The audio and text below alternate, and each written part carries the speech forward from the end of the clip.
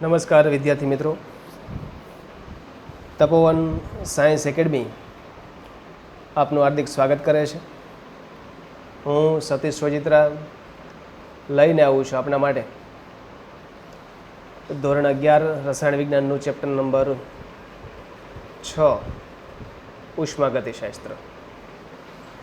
મિત્રો, છેલ્લા લેક્ચરની અંદર આપણે મુક્ત ઉર્જા અને પ્રમાણિત સર્જન મુક્ત ઉર્જા વિશે વાત કરી. આજના લેક્ચરની અંદર વાત કરીએ રાસાયણિક પ્રક્રિયામાં થતો મુક્ત ઉર્જાનો ફેરફાર ગણાવતા સૂત્ર આપો.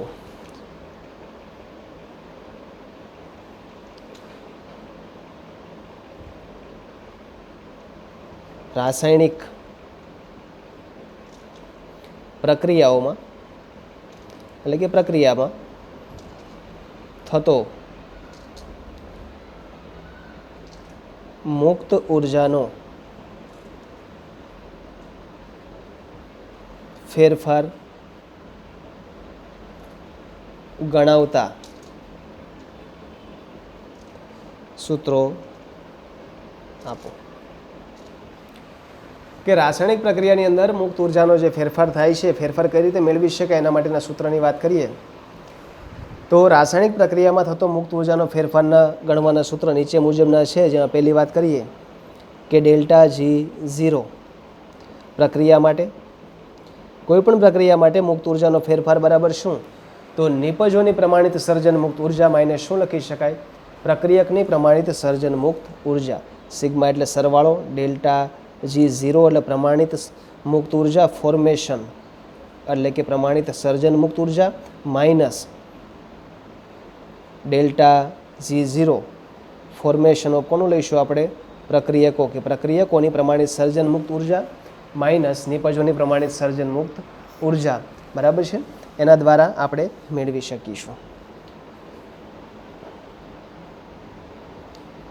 નિપજોની કુલ સર્જન મુક્ત ઉર્જાનો સરવાળો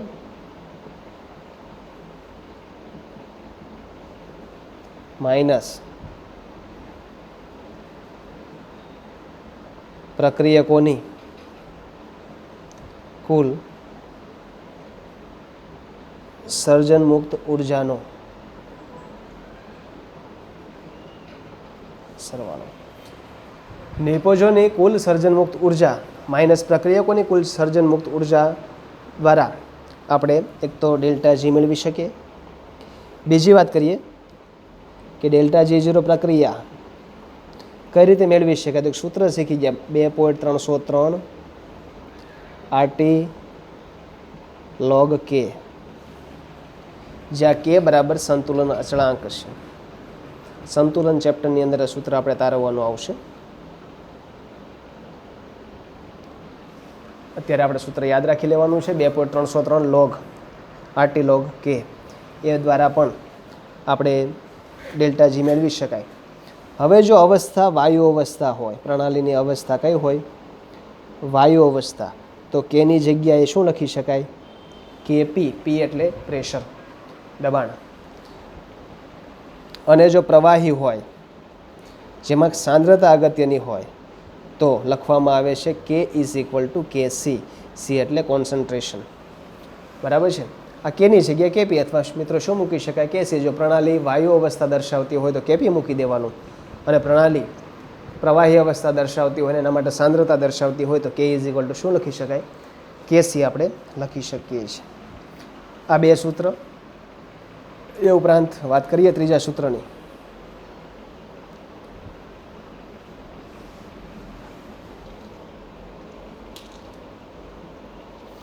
હવે વિદ્યુત રાસાયણિક કોષ હોય તો તેના માટે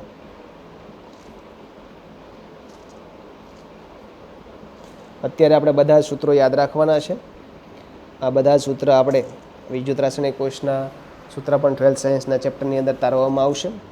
-NF E0 સેલ, જ્યાં N બરાબર બાહ્ય પરિપથમાં પસાર થતા ઇલેક્ટ્રોનની સંખ્યા એફ બરાબર ફેરાડે અચળાંક લેવાય, એનું મૂલ્ય હોય 96,500 કુલમ. અને ત્રીજું છે E0 સેલ, જેને કોષ પોટેન્શિયલ તરીકે ઓળખવામાં આવે છે. પ્રમાણિત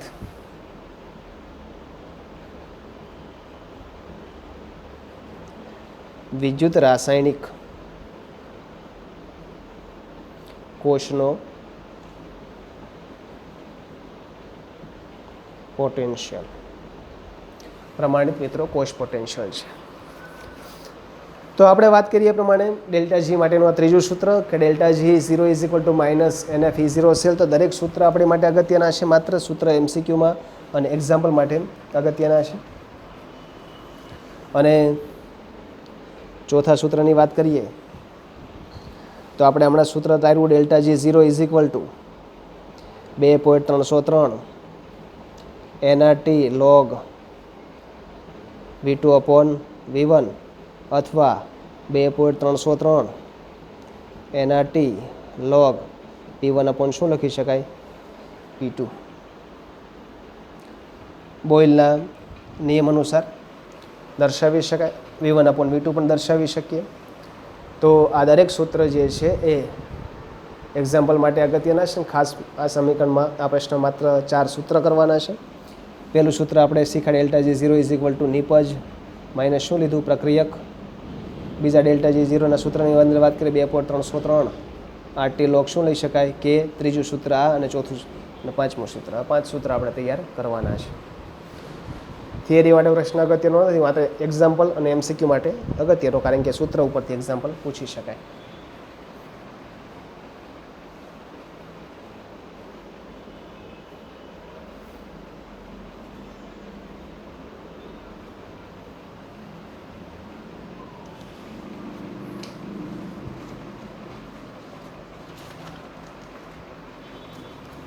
પ્રશ્ન નંબર 37. મુક્ત ઉર્જા અને સંતુલન અચળાંક વચ્ચેનો સંબંધ દર્શાવો, અથવા તો મુક્ત ઉર્જા ફેરફાર અને સંતુલન અચળાંકની કિંમતો વચ્ચેનો સંબંધ દર્શાવો. તો મુક્ત ઉર્જા અને સંતુલન અચળાંક વચ્ચેનો સંબંધ દર્શાવો, અથવા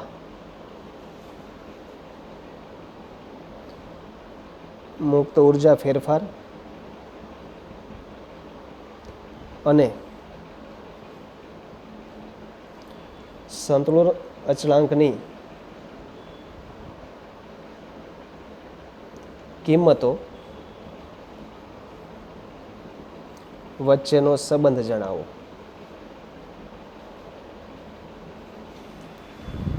મુક્ત ઉર્જા અને સંતુલન અચળાંક વચ્ચેનો સંબંધ દર્શાવો, અથવા તો મુક્ત ઉર્જા ફેરફાર અને સંતુલન અચળાંકની કિંમત વચ્ચેનો સંબંધ દર્શાવો. તો હમણાં જ આપણે એક સૂત્ર અને સમીકરણ શીખી ગયેલા છે કે નિયત તાપમાન અને દબાણે રાસાયણિક પ્રક્રિયા માટે મુક્ત ઉર્જાનો ફેરફાર અને સંતુલન અચળાંક વચ્ચેનો સંબંધ નીચે પ્રમાણે છે કે delta FG0 is equal to minus RT ln કે. ln ને દૂર કરીએ તો માઇનસ 2.303 RT log શું લખી શકીએ? કે. હવે આપણે આગળ શીખ્યા, જો દબાણ હોય એટલે કે વાયુમય પ્રણાલી હોય તો K is equal two KP, અને પ્રવાહી હોય તો K ઇઝ ઇક્વલ ટુ શું લઈ શકાય? KC આપણે લઈ શકીએ છીએ, જે આગળના પ્રશ્નની અંદર આપણે ચર્ચા કરી. આપણી માટે આ 3 વસ્તુ ખાસ અગત્યની કે જો K ઇઝ ગ્રેટર ધેન 1 હોય તો delta G is less than 0 હોય. ડેલ્ટા જીનું મૂલ્ય ઋણ અને કેનું મૂલ્ય 1 કરતાં વધારે હોય તો પ્રક્રિયા આપમેળે થશે. આ ખાસ બાબત ધ્યાનમાં રાખવાની છે. પ્રક્રિયા આપમેળે થાય છે. બીજું, જો કેનું મૂલ્ય લેસ ધેન 1 એટલે 1 કરતાં ઓછું અને ડેલ્ટા જીનું મૂલ્ય 0 કરતાં વધુ એટલે કે પોઝિટિવ હોય તો પ્રક્રિયા આપમેળે થતી નથી, આપમેળે થશે નહીં. અને ત્રીજી મૂલ્ય જો k ઇઝ ઇક્વલ ટુ 1 હોય અને delta G is equal to 0 હોય તો પ્રક્રિયા સંતુલન સ્થિતિમાં રહેલી છે. કઈ સ્થિતિમાં રહેલી જોવા મળશે? સંતુલન સ્થિતિમાં રહેલી જોવા મળે છે. આ ત્રણે ત્રણ ખાસ ધ્યાન રાખવાનું, કારણ કે એક્ઝામ્પલ હોય ત્યારે પૂછી શકે પ્રશ્ન કે પ્રક્રિયા આપમેળે થશે કે નહીં જણાવો, તો આપણે કે અને ડેલ્ટા જીના મૂલ્યના આધારે નક્કી કરીને લખવું પડે છે કે પ્રક્રિયા આપમેળે થશે કે નહીં. જો જી ડેલ્ટા જીનું મૂલ્ય 0 કરતાં ઓછું એટલે કે ઋણ હોય ને કેનું મૂલ્ય 1 કરતાં વધુ હોય તો પ્રક્રિયા આપમેળે કરી શકાય. ડેલ્ટા જીનું મૂલ્ય 0 કરતાં વધારે ને કેનું મૂલ્ય 1 કરતાં વધારે હોય તો પ્રક્રિયા આપમેળે થશે નહીં. અને કે બરાબર 1 ડેલ્ટા જી બરાબર 0 હોય તો પ્રક્રિયા સંતુલન સ્થિતિમાં મિત્રો રહેલી હોય છે. એટલે આ બાબત પણ ખાસ મિત્રો ધ્યાનમાં રાખવાની છે. અને ઉષ્માગતિશાસ્ત્રના બીજો નિયમ જે આપણે શીખતા હતા એ બીજા નિયમ આધારેનો છેલ્લો પ્રશ્નની વાત કરીએ. પ્રશ્ન નંબર 38 ઉષ્માગતિશાસ્ત્રનો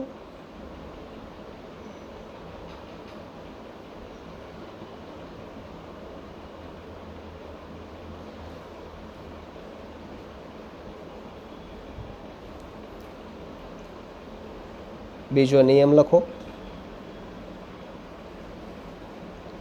અને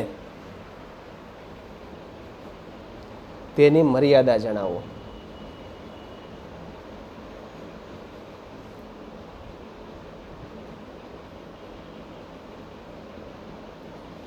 નિયમ ઉષ્માગતિશાસ્ત્રનો બીજો નિયમ રાસાયણિક પ્રક્રિયાનો પૂર્વગામી કે પ્રતિગામી દિશામાંથી કઈ દિશામાં આપમેળે થશે એ સમજાવે છે. બીજો નિયમ શું દર્શાવે? રાસાયણિક પ્રક્રિયા પૂર્વગામી કે પ્રતિગામી દિશામાં આપમેળે થશે તે સમજાવે છે એન્ટ્રોપીના આધારે. ઉષ્માગતિશાસ્ત્રના બીજા નિયમને જુદા જુદા સ્વરૂપમાં નીચે પ્રમાણે લખી શકાય. પહેલું કે આપમેળે થતા બધા જ પ્રક્રમમાં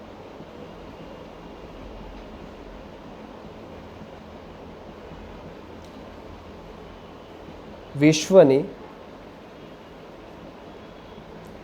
કુલ એન્ટ્રોપી વધે છે.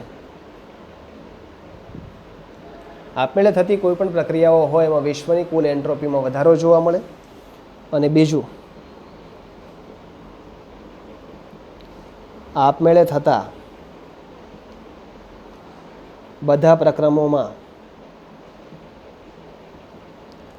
પ્રણાલીની મુક્ત ઉર્જા ઘટે છે. આ બંને ખાસ ધ્યાનમાં રાખવાના. તો ઉષ્માગતિશાસ્ત્રનો બીજો નિયમ જે છે એ નિયમ પુરોગામી અને પ્રતિગામી કઈ પ્રક્રિયા આપમેળે થશે તેના વિશે માહિતી આપે. અને આ પ્રક્રિયાને, આ નિયમને બે રીતે રજૂ કરી શકાય. એક, આપમેળે થતા બધા જ પ્રક્રમમાં વિશ્વની કુલ એન્ટ્રોપી વધે અને આપમેળે થતી બધી જ પ્રક્રિયાઓની અંદર પ્રણાલીની મુક્ત ઉર્જા ઘટે છે. અને આપણે એવું શીખી ગયા કે એન્ટ્રોપીનું મૂલ્ય એટલે એસનું મૂલ્ય 0 કરતાં વધારે હોય તો પ્રક્રિયા આપમેળે થાય, અને જ્યારે ડેલ્ટા જીનું મૂલ્ય ઋણ હોય તો પ્રક્રિયા આપમેળે થશે. એટલે આ બંને બાબત ખાસ ધ્યાનમાં રાખવાની કે એન્ટ્રોપી આપમેળે થતી પ્રક્રિયા માટે એન્ટ્રોપીનું મૂલ્ય વધે, જ્યારે મુક્ત ઉર્જાનું મૂલ્ય શું થાય? ઘટતું હોય છે. એ ઉપરાંત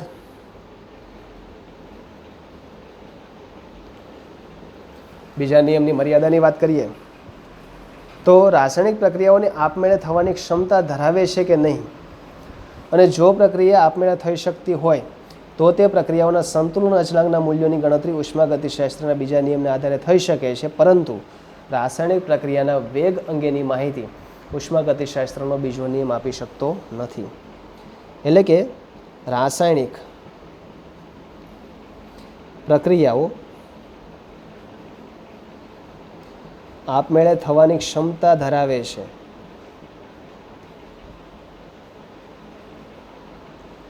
કે નહીં,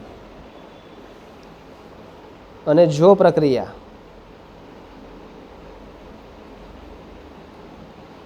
આપમેળે થઈ શકતી હોય તો તે પ્રક્રિયાઓના સંતુલન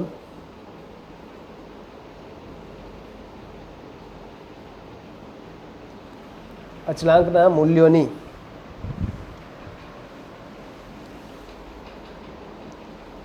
ગણતરી ઉષ્માગતિશાસ્ત્રના બીજા નિયમના આધારે થાય.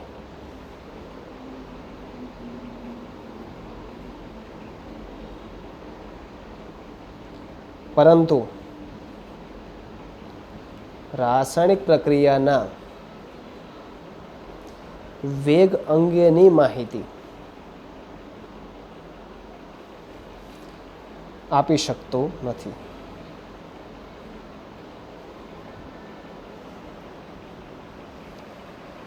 એટલે કે ઉષ્માગતિશાસ્ત્રનો બીજો નિયમની મર્યાદા માત્ર એ કહી શકાય કે રાસાયણિક પ્રક્રિયાના વેગ વિશે માહિતી આપણને આપી શકતો નથી. તો આ નિયમ અને મર્યાદા ખાસ આપણે તૈયાર કરવાની છે.